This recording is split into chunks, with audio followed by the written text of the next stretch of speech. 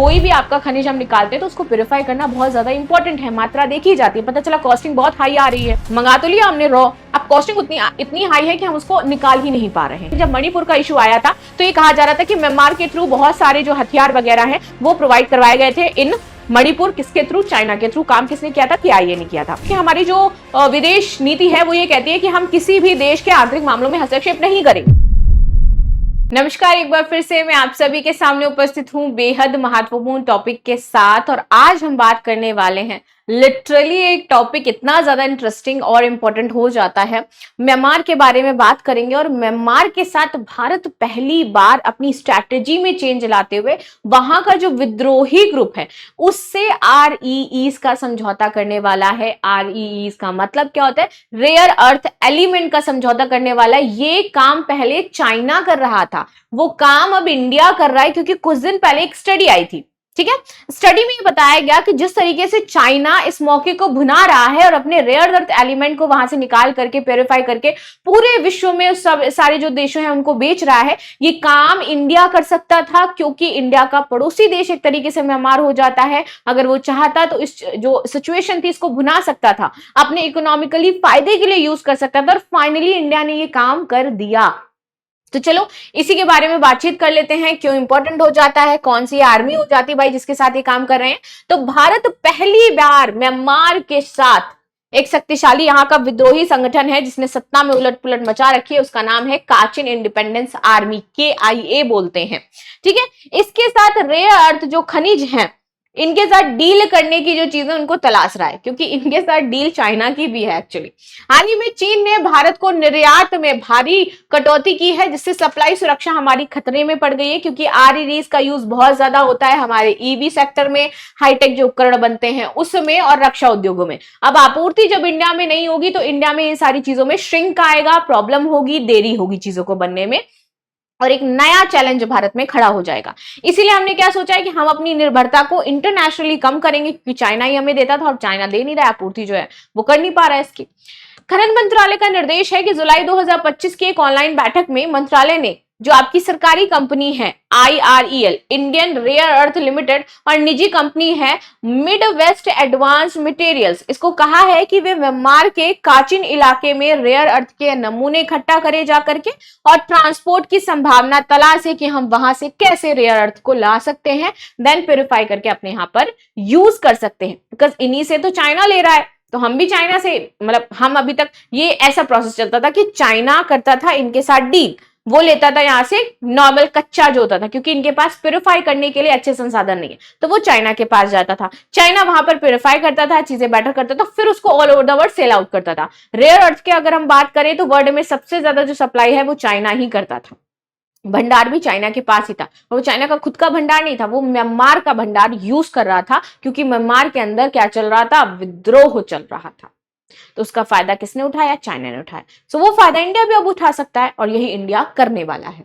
KIA की भूमिका क्या है? KIA ने भारत के लिए नमूने इकट्ठा करना शुरू कर दिया है। विद्रोही संगठन इस बात का भी आकलन कर रहा है कि क्या भारत को थोक निर्यात संभव है, कि वो एक साथ थोक में ये सामान उपलब्ध करा दे। भारत का उद्देश्य क्या है? भारत पहले इन नमूनों को लेगा एंड देन उसको कहां भेजेगा? लैब्स, जो प्रयोगशालाएं होती है वहां पर भेजेगा। तो इसमें पर्याप्त मात्रा में देखेगा कि कितना आपके REEs हैं, इसमें आपके चुंबन निर्माण, मैग्नेट और हाईटेक उपकरणों के लिए इसको फिर आगे प्रोसेस किया जाएगा। बिकॉज कोई भी आपका खनिज हम निकालते हैं तो उसको प्यूरिफाई करना बहुत ज्यादा इंपॉर्टेंट है, मात्रा देखी जाती है, पता चला कॉस्टिंग बहुत हाई आ रही है, मंगा तो लिया हमने रॉ, अब कॉस्टिंग इतनी हाई है कि हम उसको निकाल ही नहीं पा रहे हैं REEs को, तो फिर कोई फायदा नहीं होगा ना। इसलिए पहले नमूने मंगाए जाएंगे, परीक्षण किया जाएगा, कितनी कॉस्टिंग आएगी, कितनी लागत आएगी, ये सब इंडिया मेजर कर लेगा एंड देन उसके साथ डील करेगा। राइट, आगे आ जाते हैं।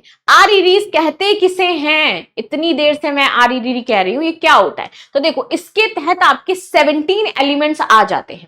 17 एलिमेंट्स को हम REEs के तत्व समूह में रखते हैं। ये आपकी आवर्त जो सारणी है इसमें लेथेनाइट श्रेणी में आते हैं। इसके अलावा स्कैंडियम और यट्रियम जो है इसमें ये भी शामिल है। नाम में जो रेयर है वो इसके बावजूद ये तत्व पृथ्वी की परत में अपेक्षाकृत अधिक मात्रा में पाए जाते हैं, लेकिन इनका जो अयस्क स्वरूप है ये बहुत जटिल और बिखरा हुआ होता है, इसीलिए इनको प्यूरिफाई करके निकालना बहुत ही ज्यादा मुश्किल है। और इसी वजह से इसको रेयर बोला जाता है। ऐसा नहीं कि ये धरती में हमारी जो परत उसमें कम पाए जाते हैं, नहीं, मात्रा अपेक्षाकृत अधिक है, लेकिन इनको निकालना इतना ज्यादा कठिन है, शुद्ध करना इतना ज्यादा कठिन है कि वो रेयर बन जाते हैं। हर देश नहीं कर पाता है। प्रमुख रेयर तत्व कौन कौन से हो जाते हैं, तो देखो, लाइट रेयर अर्थ में आपके एलिमेंट्स हैं सेरियम, लेंथेनम, नियोडिमियम या फिर प्रेसियोडिमियम। ठीक है। हैवी रेयर एलिमेंट्स की बात करते हैं तो यहाँ पे यूरेनियम है, यूरोपियम है, टर्बियम है और डिस्प्रोसियम हो जाते हैं।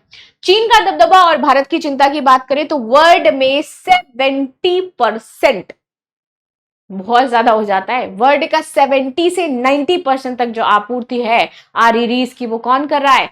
चाइना कर रहा है। कहां से कर रहा है? मार्स से ले जाता है, वहां पे जाकर के प्यूरिफाई करता है, एंड देन पूरे वर्ल्ड में वो सेल आउट कर रहा है। एक तरफा दबदबा है चाइना का आरईरीज पर। ठीक है। 1990 के दशक से उसने खनन और प्रोसेसिंग टेक्नोलॉजी का वर्चस्व बना रखा है और उसने ये काम स्टार्टिंग से किया है। हम तो अभी धीरे धीरे जा रहे हैं। 1990 के दशक से उसका देखो माइंडसेट, देखो कहां तक रहा है, कितना तेज रहा है। स्टार्टिंग से ही वो फ्यूचर को लेकर के, फ्यूचरिस्टिक इंसान हमेशा बेटर काम करते हैं अपनी लाइफ में, मैंने ये तो देखा है। ठीक है। और वो फ्यूचर को देख करके उसने बहुत बेहतरीन तरीके से अपने आप पर टेक्नोलॉजी का डेवलपमेंट हो, एआई का यूज करना हो, खनन में टेक्नोलॉजी में जाना हो, बहुत अच्छा काम किया है। अप्रैल 2025 में चीन ने अमेरिका के साथ व्यापार तनाव के दौरान इसको निर्यात को रोक दिया था और भारत को भी सप्लाई घटा दी थी। 2023 में भारत का सबसे बड़ा सप्लायर चीन था, जिसने $5.32 मिलियन का यहाँ पर निर्यात किया था। भारत का कुल आयात लगभग $13.1 बिलियन का था। बाकी सप्लाई हम जापान, दक्षिण कोरिया, फ्रांस और अमेरिका से करते हैं।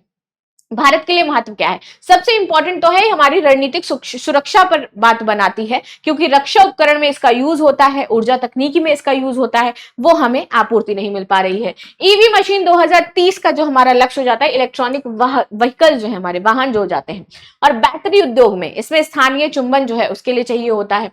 आत्मनिर्भरता, चीन पर निर्भरता एक तो हमें कम करनी है और घरेलू उत्पादन हमें इसका बढ़ाना है। आगे आ जाते हैं काचिन राज्य के बारे में जानेंगे। सामरिक और खनिज महत्व थोड़ा सा समझ लेते हैं इसका। ठीक है। भौगोलिक स्थिति, तो काचिन राज्य म्यांमार के उत्तर में स्थित है, जो कि भारत और चीन की सीमाओं पर लगा हुआ है। हम दोनों का ही ये पड़ोसी देश हो जाता है। ये क्षेत्र चीन के यूनान प्रांत से सटा है, जिससे चीन के लिए ये भू रणनीतिक रूप से बहुत ही ज्यादा इंपॉर्टेंट है। राइट। आगे आ जाते हैं, नेक्स्ट बात कर लेते हैं इसी में।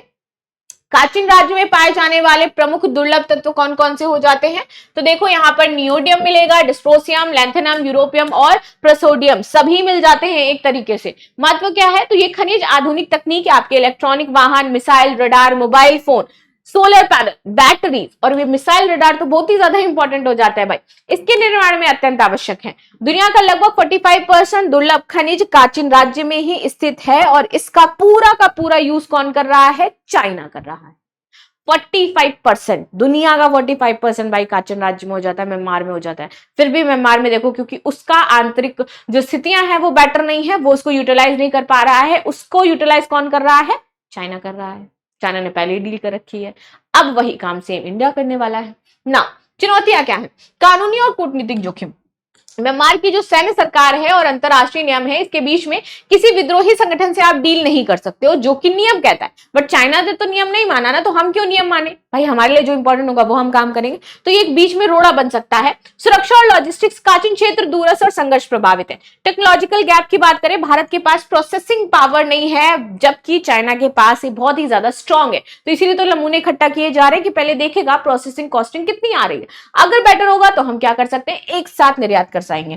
पर्यावरणीय खतरे, खनन और रसायन आधारित शुद्धिकरण से प्रदूषण और स्थानीय जो विरोध है वो संभव हो सकता है कि भैया हम खनन कर रहे हैं तो ऑफ कोर्स क्या होगा, उससे थोड़ा बहुत प्रदूषण तो हमारा जनरेट होगा ही होगा। केआईए की बात कर लेते हैं। काचिन स्वतंत्रता सेना म्यांमार के एक प्रमुख सशस्त्र विद्रोही समूह है, जो दशकों से म्यांमार से अलग होना चाहता है, उसकी सरकार का विरोध करता है और कह रहा है कि काचिन राज्य बना दो, हमें तुम्हारे साथ रहना नहीं है। ये अपनी स्वायत्तता और अधिकारों की मांग कर रहे हैं। किससे? म्यांमार से। आगे आते हैं, विवरण की बात करते हैं। स्थापना इसकी तो 1961 में हुई। मुख्यालय इसका लाजू काचिन राज्य म्यांमार में हो जाता है। मुख्य उद्देश्य क्या है? काचिन राज्य की स्वतंत्रता और अधिक स्वायत्तता। ठीक है। संगठनात्मक शाखा की बात करें तो इसका रणनीतिक संगठन KIO, काचिन इंडिपेंडेंट ऑर्गेनाइजेशन है, और ये KIA उसकी सशस्त्र एक समूह हो जाती है, जिसमें इनके पास क्या है? हथियार हो जाते हैं भाई, हथियार। ठीक है। नाउ ऐतिहासिक संदर्भ समझते हैं। भारत और म्यांमार के बीच में सांस्कृतिक और धार्मिक संबंधों की बात करें तो हजारों साल पुराने हो जाते हैं। हमने अभी तक किसी भी तरीके से म्यांमार को कभी हानि नहीं पहुंचाई है। इवन जब मणिपुर का इशू आया था तो ये कहा जा रहा था कि म्यांमार के थ्रू बहुत सारे जो हथियार वगैरह हैं वो प्रोवाइड करवाए गए थे इन मणिपुर। किसके थ्रू? चाइना के थ्रू। काम किसने किया था? KIA ने किया था। ये आरोप लगते रहते हैं, बट इंडिया कभी भी, क्योंकि हमारी जो विदेश नीति है वो ये कहती है कि हम किसी भी देश के आंतरिक मामलों में हस्तक्षेप नहीं करेंगे, तो हम नहीं करते हैं सेम। लेकिन फर्स्ट टाइम ऐसा होने जा रहा है कि हस्तक्षेप हम अभी भी नहीं कर रहे हैं, लेकिन अपने फायदे के लिए हम जरूर यूज कर रहे हैं उनकी वो आर्मी का जो खुद म्यांमार के खिलाफ है। तो आधे से ज्यादा उसका वर्चस्व है उस क्षेत्र में भाई, उस जगह की राजा वही हो जाती है, तो हम उससे बात करेंगे। इतना ही सिंपल है ना। बाकी आप सभी का क्या कहना है बता दो।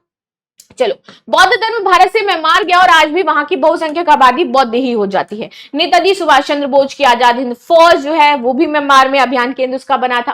भारत म्यांमार का एकमात्र ऐसा पड़ोसी है जो पूर्वोत्तर भारत से दक्षिण पूर्वी एशिया को जोड़ता है, इसलिए म्यांमार हमारे लिए क्या हो जाता है? इंपॉर्टेंट हो जाता है। बात करें बाउंड्री की तो हम इसके साथ 1643 किलोमीटर की बाउंड्री शेयर करते हैं अंतरराष्ट्रीय। ये आपके अरुणाचल प्रदेश, नागालैंड, मणिपुर, मिजोरम राज्य से जुड़ती है। म्यांमार भारत की एक्ट ईस्ट जो नीति है और नेबरहुड फर्स्ट पॉलिसी इसका हिस्सा भी हो जाती है। भारत और म्यांमार के बीच वार्षिक द्विपक्षीय व्यापार लगभग आपका 1.75 अरब डॉलर का है। भारत म्यांमार को दवाइयां देता है, इस्पात, कृषि उपकरण, मशीनरी निर्यात करता है, जबकि हम म्यांमार से दालें लेते हैं, लकड़ी लेते हैं और समुद्री उत्पाद आयात करते हैं। भारत की कंपनियां जैसे कि ONGC, गेल, ये म्यांमार में तेल और गैस खनिजों की खोज में सक्रिय हैं। मुख्य परियोजना तो भारत और म्यांमार के बीच संपर्क बढ़ाने के लिए कई बुनियादी ढांचा परियोजनाएं चल रही हैं। सबसे प्रमुख इसमें Kaladan multi modal transit transport project हो जाता है, जो कि कोलकाता बंदरगाह को किससे जोड़ेगा? म्यांमार के सितवे पोर्ट से जोड़ेगा, और ये सबसे ज्यादा इंपॉर्टेंट है। This is going to be a very very very important. फिर नदी तथा सड़क मार्ग से ये मिजोरम तक पहुंच जाएगा। ये हमारा पूरा प्लान हो जाता है। नाउ भारत और म्यांमार सीमा पार उग्रवाद से निपटने के लिए सहयोगी है। हम मदद तो कर रहे हैं, लेकिन अब हम उग्रवाद के साथ थोड़ा सा हाथ मिलाने जरूर जा रहे हैं। भारत के उत्तर पूर्वी राज्यों में सक्रिय उग्रवादी गुट NSCN, PLA और ULFA आदि भारत के खिलाफ म्यांमार और सेनाएं संयुक्त अभियान चला चुकी हैं। 2020 में भारत ने म्यांमार को अपनी पहली पनडुब्बी INS सिंधुवीर भी प्रदान करी थी। रोहिंग्या संकट ये सबसे ज्यादा आपको म्यांमार में देखने को मिलेगा कि वहां के रोहिंग्याज इंडिया आए, हमने उनको शरण भी दी क्योंकि हमने ऑपरेशन इंसानियत चलाया था और इसके तहत उनको मानवीय सहायता प्रदान करी थी। लेकिन म्यांमार की आंतरिक रणनीति में हम आज भी हस्तक्षेप नहीं करते हैं और ना ही फ्यूचर में कभी करने वाले हैं। राइट। तो हाल ही में भारत ने रेयर अर्थ तत्वों की आपूर्ति हेतु किस म्यांमार विद्रोही संगठन से संभावित साझेदारी की चर्चा करी है? अरकाना आर्मी, काचिन इंडिपेंडेंस, करेन नेशनल यूनिट या फिर शान states army. So this is the news जो हमने डिस्कस करी। मिलते हैं नेक्स्ट क्लास में, तब तक के लिए धन्यवाद। लाइक शेयर सब्सक्राइब करना बिल्कुल भी ना भूलें and thank you so much.